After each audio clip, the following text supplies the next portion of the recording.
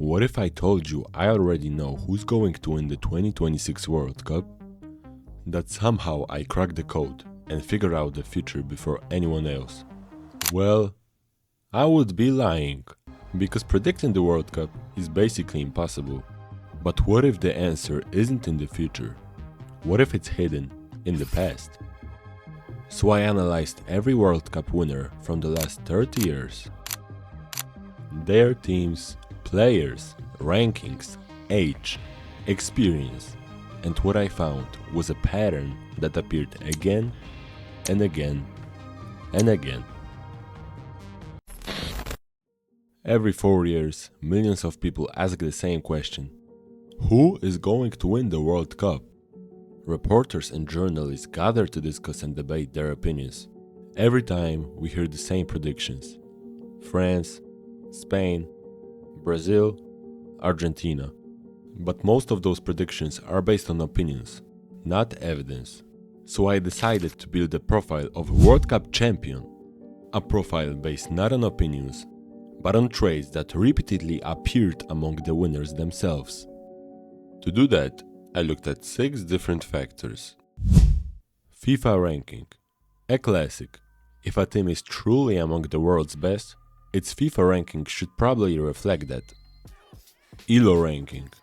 Unlike FIFA rankings, ELO measures team strength based on actual results and opponent quality, making it one of the most respected rating systems in sports.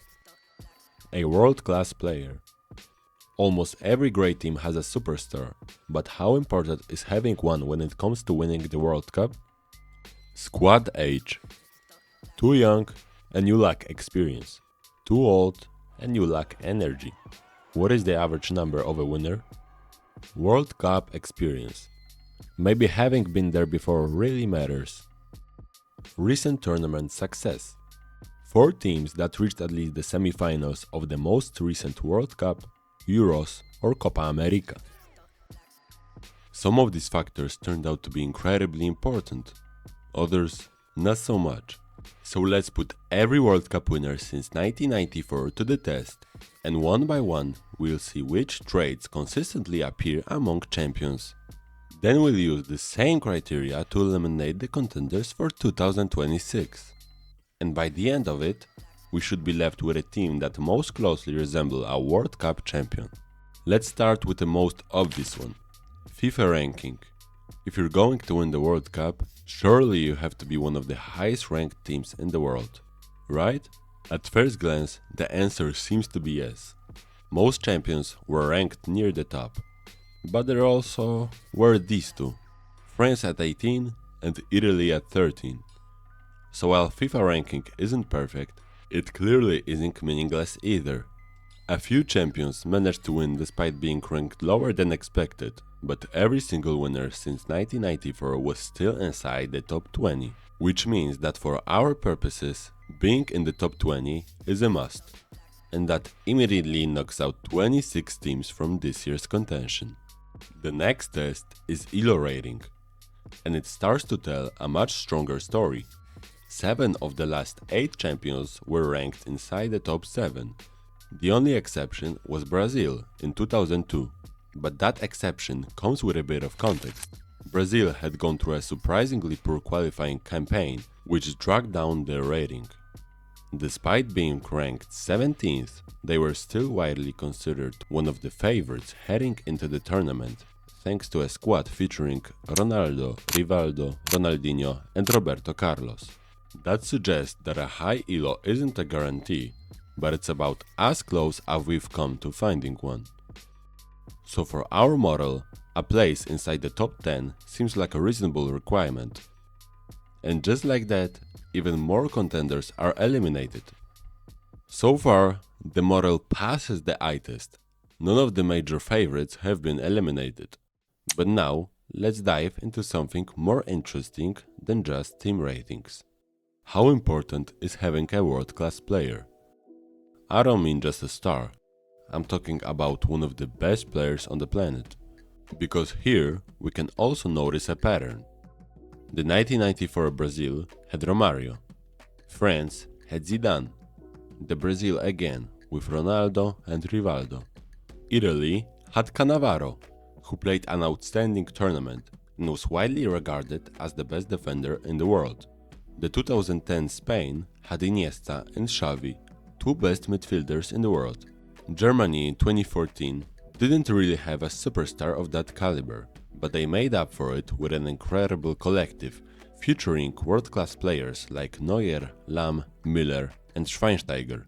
France in 2018 had Antoine Griezmann, who at the time was considered one of the best players in the world, and alongside him was a young Kylian Mbappe, already playing at an elite level, showing signs of becoming football's next superstar.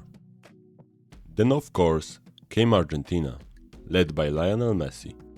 7 of the last 8 champions had either a genuine world-class superstar or a collection of elite talent. That's far too common to ignore, so which team still fit that profile in 2026? France certainly does, with Mbappe, Olise and Dembele as the best offense on the whole tournament. Spain also checks the box with Pedri and arguably the best player in the world, Lamine Yamal. Portugal can point to Vitinha and Bruno Fernandes. Harry Kane is having a Ballon d'Or type of year, so England stays for now. Brazil has inconsistent but still elite Vinicius Jr. if he can rediscover his best form. And of course, Argentina still has Lionel Messi. You can debate if he's one of the best players in the world at this age, but his experience and absurd form in recent MLS matches are impossible to ignore. The exact names are debatable, but the trend isn't. Almost every World Cup winner had at least one player widely considered among the best in the world. What's interesting is that these are also the 6 highest ranked teams in the current ELO rankings. After all, the best teams in the world tend to have the best players in the world. Germany may not have a clear-cut superstar at the level of Mbappe or Yamal, but they certainly aren't lacking elite talent. The Netherlands fall into a similar category.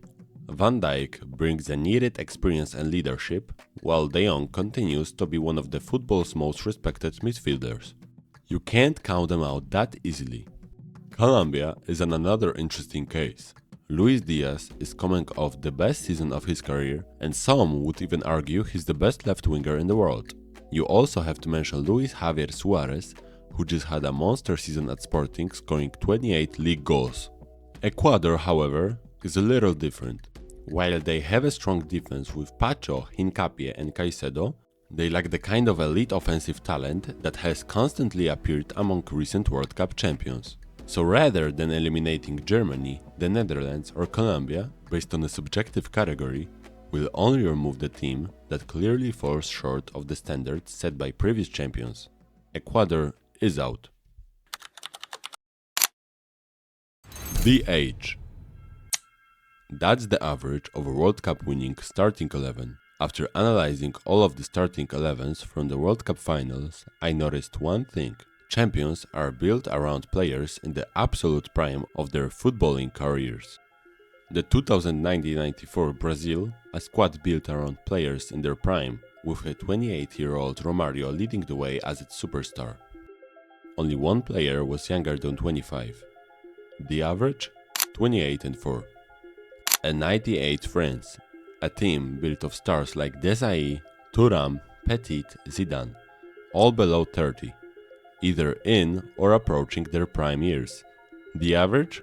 Also 28 and 4. Coincidence? Or maybe a pattern?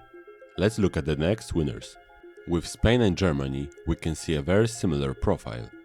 What changes slightly are Brazil in 2002 and Italy in 2006. On one hand, Brazil had a younger squad than usual, featuring talents like Ronaldinho, Lucio and Kleberson, all surrounded by experienced leaders such as Cafu, Roberto Carlos and Rivaldo. On the other hand, Italy had the oldest squad in our sample. And yet, despite these differences, the average age does not really change by a large margin. We're still seeing the same pattern emerge. Now on to the next one. Probably the most interesting team in this category, the 2018 France. It was a team full of stars in perfect age. They physically dominated the tournament. And then there was Kylian Mbappe. At just 19-year-old, he was truly exceptional case, and he turned out to be one of France's most important players on their way to lifting the trophy. Then we have the current champions, Argentina.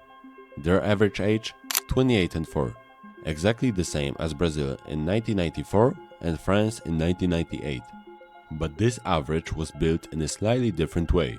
Argentina combined older, highly experienced veterans like Messi, Otamendi and Di Maria with younger players such as Enzo Fernandez, McAllister and Julian Alvarez. From 1994 to 2022, every World Cup champion fell within the exact same age window. Not too young, not too old, just experienced enough to handle the pressure and young enough to keep up with the pace of the game. So naturally, the next question is, do any of the remaining contenders fall outside the range? As it turns out, not really.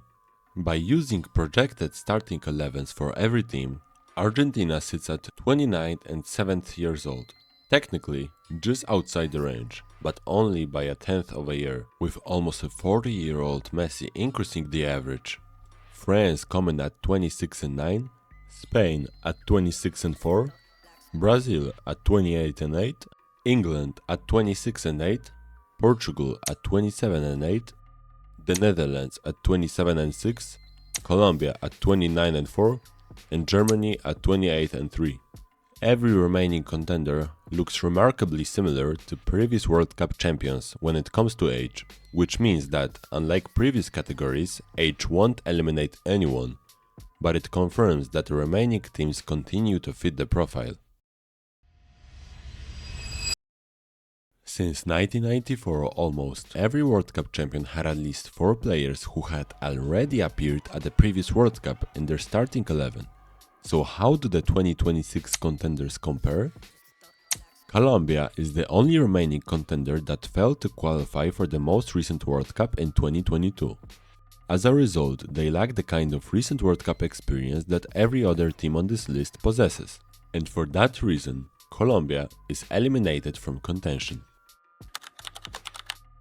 With Colombia eliminated, we're entering a different phase of the analysis. At this point, every team left has talent, every team left has quality, every team left looks like a legitimate contender. So what separates them? Well, one thing I've noticed about World Cup winners is that they rarely arrive at the tournament as a surprise. More often than not, they've already spent years knocking on the door, making finals, reaching semi-finals, building experience together before finally breaking through. Which teams have already shown that kind of pedigree heading into this year's World Cup? Spain, France, Argentina, England, and Netherlands. All produced the kind of deep tournament run we've repeatedly seen from future World Cup champions. Brazil, Portugal, and Germany, however, all fell at the quarter-final stage, and for that reason, they are eliminated. In the end, after analyzing every World Cup winner from the last 30 years, after looking at ratings, age, elite talent, experience, and recent success, here's what the model found. The current FIFA ranking leader, Argentina. Leader in ELO, Spain. When it comes to elite talent, 2 nations stand above the rest, France and Spain. Looking at the age profile that has defined World Cup champions for the last 3 decades, Portugal and Spain are the closest match. And in our final 2 categories, World Cup experience and recent tournament success, Argentina comes out on top. When we convert those results into points, only 2 teams separate themselves from the rest, Argentina and Spain. 2 giants. One led by a young, fearless generation and one of the greatest teenage talents football has ever seen. The other built on experience, chemistry, and years of winning together. Still led by the greatest player of the sport. Football is unpredictable. That's what makes the World Cup special. But after all the data, numbers, and history, we are left with 2 final contenders. Spain, Argentina. We'll find out soon enough if the data was right.